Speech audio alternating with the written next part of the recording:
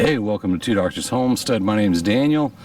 Beautiful day out here in Texas. I want to talk about prepping for your pets, so survival for your pets. I think it's an important topic. You know, we have our dogs, our animals, our livestock. We love our animals, give them great care, but I think it's something to think about ahead of time. And I see a lot of people have a lot of questions about prepping for your pets. Just the basics, things like food, water, first aid, all that kind of stuff. So I want to dig in a little bit. As a note, I'm not a veterinarian, right? Not that kind of doctor. So if you're not sure, if you need advice, certainly contact your vet, right? That's always a good option. But I think there's a lot of things we can learn, a lot of things we can do, and gather that knowledge and try to share what knowledge I have. So having said that, first thing I want to talk about is water. We said food, water, shelter. We'll do water first. So in terms of water preps, you know, dogs need water, your pets need water, you need water. So from what I can find, the recommendation is an ounce of water per pound of body weight per day. So my dogs that weigh, say, 120 pounds, you got 128 fluid ounces in a gallon, are going to need close to a gallon of water per day, which happens to be the same thing for a person. So make sure if you're prepping water, if you're storing water, you've got your water filter. You certainly want to give your dogs clean water, right, that you have an ounce per pound. So a little 8, 10, 20 pound dog is going to be a lot less water than, say, 120, 130 pound dog. So first thing, I think water, that's important. Next thing I want to hit on is food, and I've got two foods here. This is just your basic canned good. Our guys like the Wildology Wholesome Delight, though to be honest, we tend to give them canned chicken a little bit more often. We buy the chicken, we can it ourselves, we get them the canned chicken, but we're going to give them the dog food. They seem to like the Wildology brand canned dog food. So the best by date on this is 2026. It's a little bit older can, but if you go on IAMS, I used IAMS for the dates, they say unopened canned foods have a shelf life of 2 years from the date of manufacturing. So this is probably a little bit old, but it's still got a couple years left on the can. So obviously look at the can, keep an eye on it. Just like any canned goods, if it's stored properly, cool, dry place, it could last a little bit longer. So canned goods, like people, canned goods can be a good source of nutrition that's going to have a nice long shelf life. The other side, of course, is the dry food. You may be a dry food feeder type. Now this food is in a Ziploc bag, so the shelf life, once you take it out of the nice bag that it comes in, is compromised, right? So this was just leftover extra from filling up we got the big 5-gallon dog feeder, so this was extra. We'll feed it to them quickly, but your shelf life is reduced, whether it's a couple months or something like that before it goes rancid. In the original packaging, they're saying dry foods last 12 to 18 months, and you want to store it in a cool, dry place. So you're saying 2 years or more on the cans, 12 to 18 months on the dry. And dry dog food can go rancid, right? And we've had that actually happen. We got a little aggressive on stockpiling dry dog food and kind of got down to the end, and some of the bags were rancid. And you don't want to feed rancid food to your dogs. It's not good. It's not a good idea. It's not good for the dog. So if the dog eats expired food, you might notice gastrointestinal distress, symptoms like vomiting or diarrhea. So if you start feeding them rancid food, they're going to start paying you back with vomiting and diarrhea. And if you're in an Shtf situation, survival situation, any kind of situation, you don't want your dog going around having vomit and diarrhea. That's not any fun for anyone. So stay away from the expired food, stay away from the rancid food. But I think it's important to note that dogs can eat a lot of the same foods that we can eat.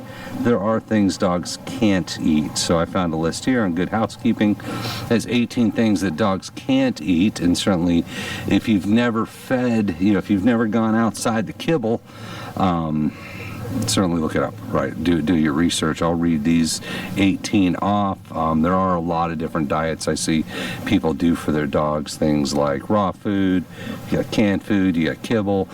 We used to make our own food for the dogs, and obviously you want to be aware of giving a complete nutritional profile to the dogs if you're making the food. But here's number one, Good Housekeeping things not to feed your dogs.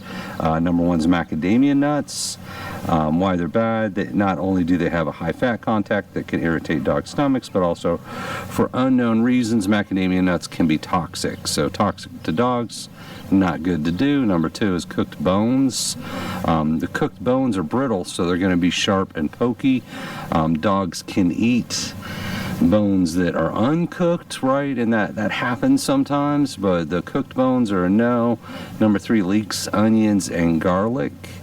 I think it's any of the nightshade, but dogs can get hemolytic anemia, which requires hospital trips, so not good. Number 4, dairy. Most dogs are lactose intolerant, just like people have this condition. Eating things like milk, cheese, ice cream can lead to a variety of stomach issues, vomiting, diarrhea. You don't want any of that. Your dog doesn't want any of that. They say bacon. Fats can lead to pancreatitis, and I know someone whose dog had pancreatitis. Raw dough. The dough continues to rise in the stomach, can extend their entire abdomen, causing extreme pain, so you don't want to go heavy on the raw dough. Avocados, you don't want your dogs to eat avocados. Popular fruits are dangerous. High fat content can wreak havoc on the stomach. Slippy hard pit is easy to swallow and can lead to gastrointestinal issues, so you don't want to do the avocado. They got peaches and plums, corn on the cob, chocolate. Chocolate is poisonous to dogs. Grapes and raisins, they can't eat grapes, so for unknown reasons, grapes and raisins can cause rapid kidney failure in dogs, so you definitely want to stay away from the grapes and raisins. Alcohol, right? Dogs, not supposed to give them the alcoholic drinks. Save the beer for yourself. Coffee is not good. Sugar-free gum or candy.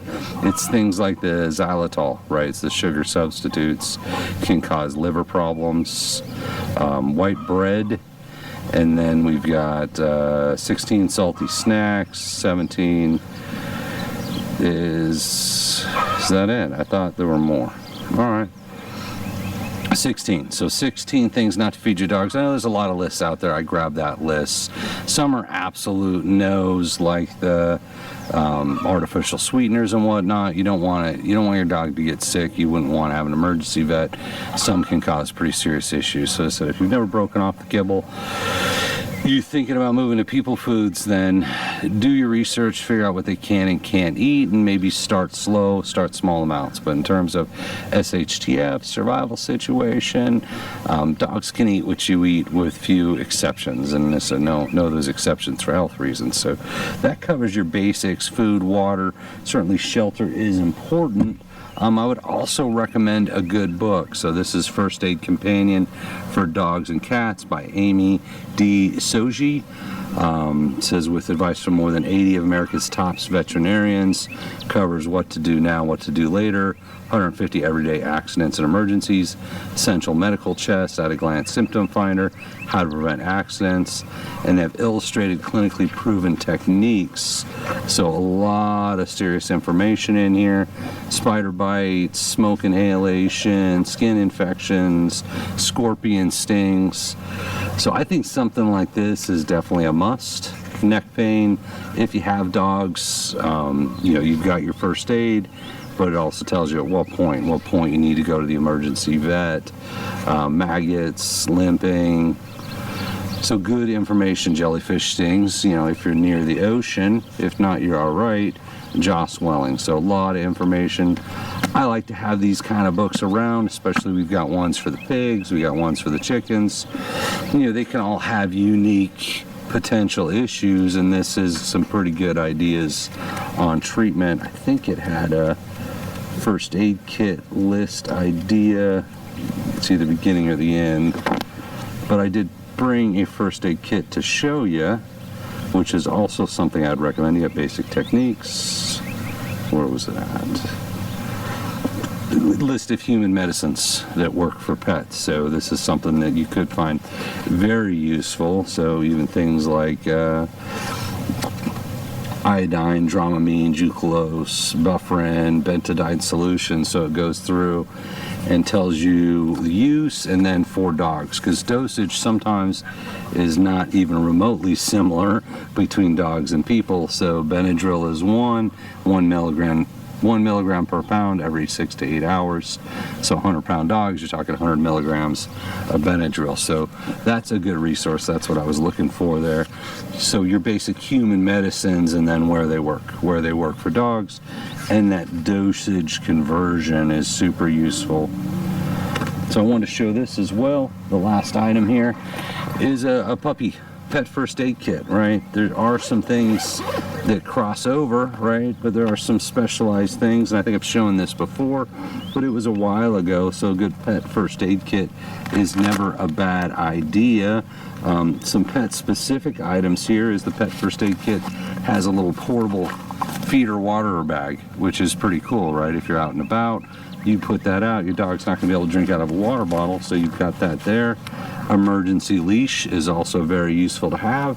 Some of this crosses over, right? You've got gauze, you have gauze wrap, sterile dressings. So if you have a decent first aid kit, a lot of these are going to carry over, but then this has also got the temporary ID tag. So if your dog lost his ID tag and you want to put a temporary tag on, this has got the temporary ID tags. You see the pigs are sneaking up behind me.